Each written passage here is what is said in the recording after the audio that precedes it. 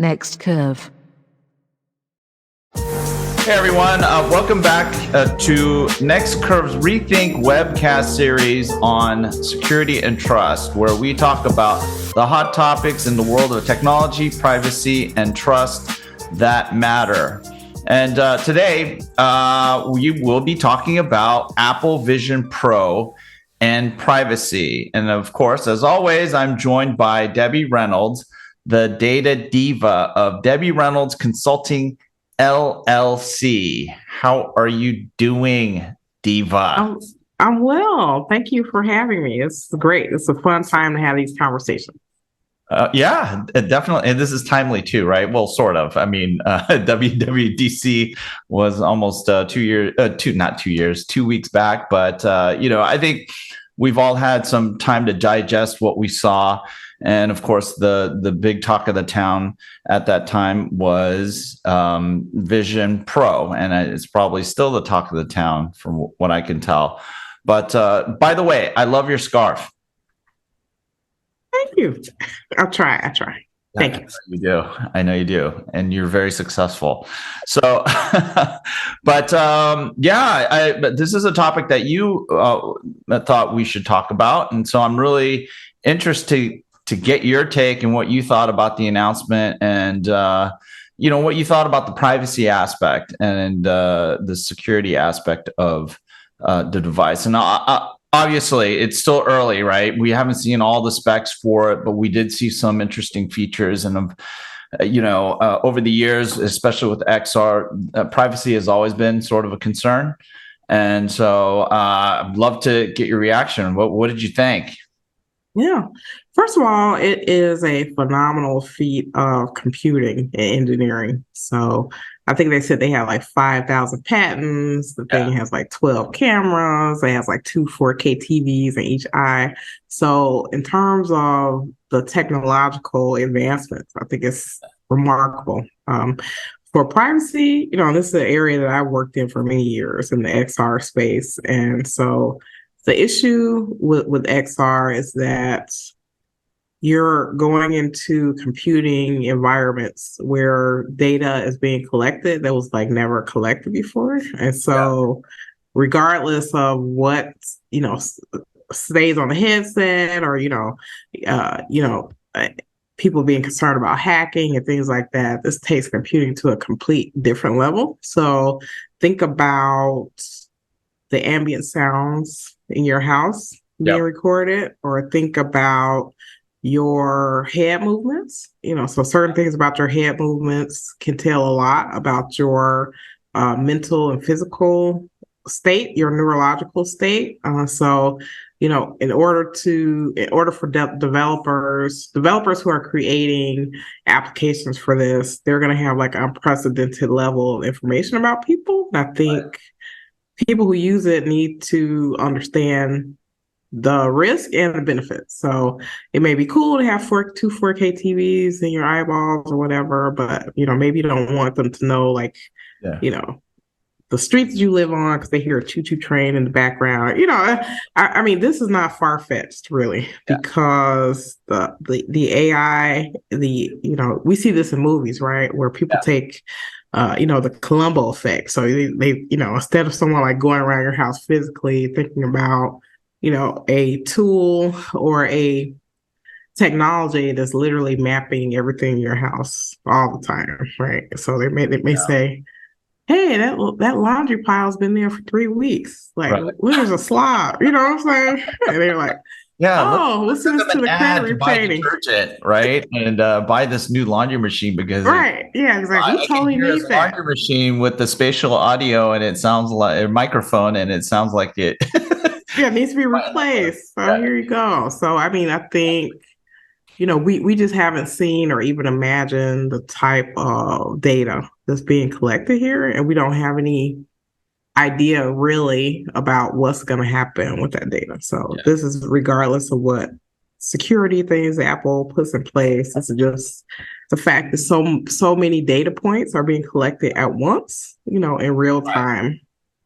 Right. And, I think one of the things that really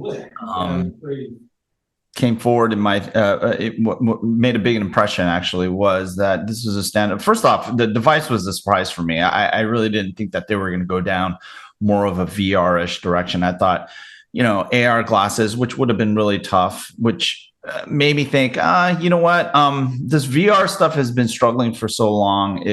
Maybe Apple is just going to kick that can further down the road and focus a little bit more on some of the AR use cases, something that you would wear outdoors, right? But this is more of a VR headset. And the reason why Apple calls it AR is that it's more like a VR. It's a VR glass, a headset that has a pass-through function that allows you to see your surroundings, and then the device can also blend your surroundings into whatever type of digitally augmented environment that it renders in front of your eyes, right, within the goggles. So it's a fully immersive headset, actually. It's just that it has this pass through. So in a lot of ways, it's like taking two pairs of iPhones and AR kit. So what Apple already does on an iPhone, and then, sticking that stuff on your face like this. So if you had two iPhones, put them on your face. That's basically what we're looking at here. And, as far as a device goes, it's also standalone from what we can tell, right? So you can run applications locally. And so it's in many ways just like an iPhone, in that an iPhone is a standalone device, right? And I think one of the interesting things are some of the privacy features that they did talk about, right? Like, I think there's a thing called Optic ID, which is like Face ID, and they've attached a number of different commerce functions, like, what do you call it? Apple Cash and, wallet, so that you can buy stuff.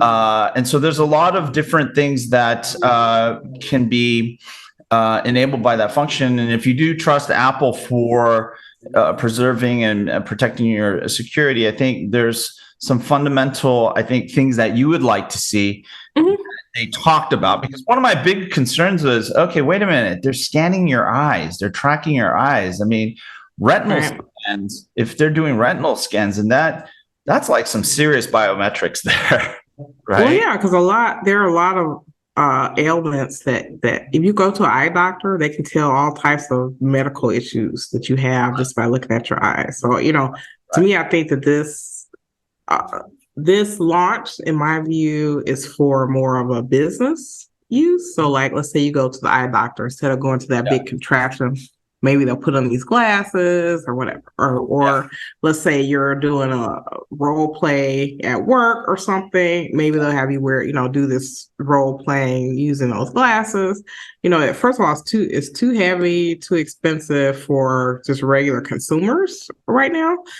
But, as I said, Apple, they got like 5,000 patents in relation to this. So I imagine that they're going to have other devices that come out that maybe don't need everything. Maybe it's just certain things that they'll put into these devices. Like maybe they'll have, just like they have a watch, maybe they have glasses that are more pared down experience that's less expensive. The people that, goes with the whole ecosystem. So I expect we're going to see a lot more different types of things coming out for Apple. I think that, they have spent like a ton of money and a lot of time on this, and it really is the next stage in computing. So spatial computing takes advantage of your physical space, and that's different. To me, that's different than VR, where it's trying to put you into some other virtual world. So it's not taking it into account that you have a couch, that you have a chair, over here, or you're doing different things. So,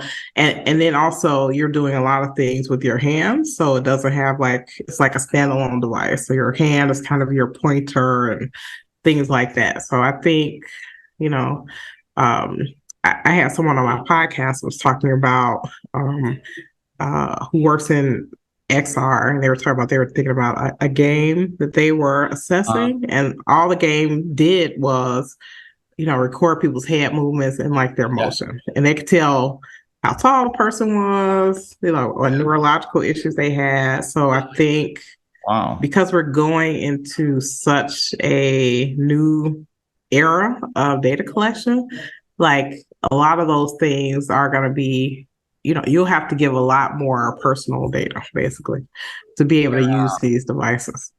Well, yeah, a while back I bumped into a company, and I won't name its name, but I will tell you what the gist of what they were doing is they're providing a massive multiplayer game environment.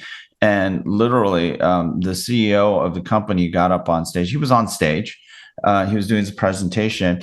And the whole idea is to basically create a psychic map through your interactions through that environment. And I think you're raising a really huge concern here, because when I saw that presentation, I said, "Wow, we really need guardrails," because what is being presented up on the stage right now sounds very, very disturbing. Okay, and I'm using disturbing in place of dangerous because I don't want to represent this as being something malicious. I mean, obviously, you have to prove that it is, but I really question the intent of why you would want to psyche map people. Obviously, it would be a boon for advertisers, but I think this is really where even though Apple gets accused of having a walled garden, and their app store gets a lot of flack for having certain guardrail rules that quote unquote stifle innovation, I think it's important to understand that certain types of innovation are not necessarily good innovations, right? Everyone's kind of puts innovation in a certain good bucket, and that's not the case. There's a group called hackers that innovate like crazy. And, to characterize, innovation with a broad brush of goodness, I think is super naive. And so, it'll be interesting to see how brands take on the responsibility of protecting their customers and users' privacy. And, I think it's still early days with Apple, but the device itself, I think, given Apple's long history in really being an advocate for privacy, I mean, a lot of people argue one way or the other. Some people say, no, they do it for only marketing purposes. But, the thing is, architecturally, their devices, from the iPhone to across the board, have been very, privacy oriented, right? They're designed that way. And then when you look at their applications and the way that they design the systems, and they kind of force developers to design systems, it has that in mind, right? And it also tends to promote transparency. Now, can they improve? Obviously, yes. But I think what's more important is the way that intent is expressed in the product, services, and what apparently is the sort of the brand culture that is Apple. And, I think a lot of people subscribe to that. And that's why the brand has that kind of cachet when it comes to privacy first. I think so. I mean, they've all obviously been a leader in terms of other, all other companies in terms of putting privacy first. And so I really applaud them for doing the things that they do to try to do that. But I think what I'm trying to make is like privacy, the guardrails they're putting up aren't gonna protect people's personal data from the stuff that they agree that they get, right? So consent is like a huge high bar. So consent, you can't legally sell your limbs, but that's about it, right? So you can consent to all types of things. Yeah. So just as you're even going through, regardless of Apple, so a developer's making something, you're moving around in their game, they can infer things about you that have nothing, maybe those bits of information on their own wouldn't be interesting, but together they'd be very interesting, right?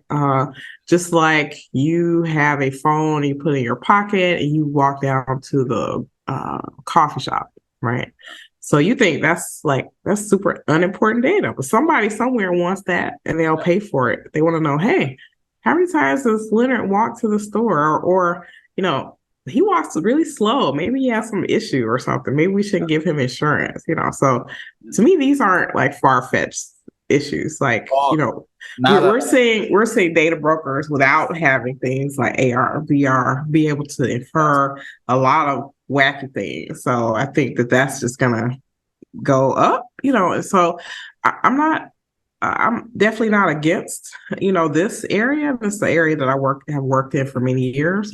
But I think we need to understand that technology is a sword that cuts both ways, right? So we have to think, we have to think about those. And I think Apple's done a really good job of trying to answer the concerns that they have within their control to do. And that's the best you can ask for an OS maker, I think.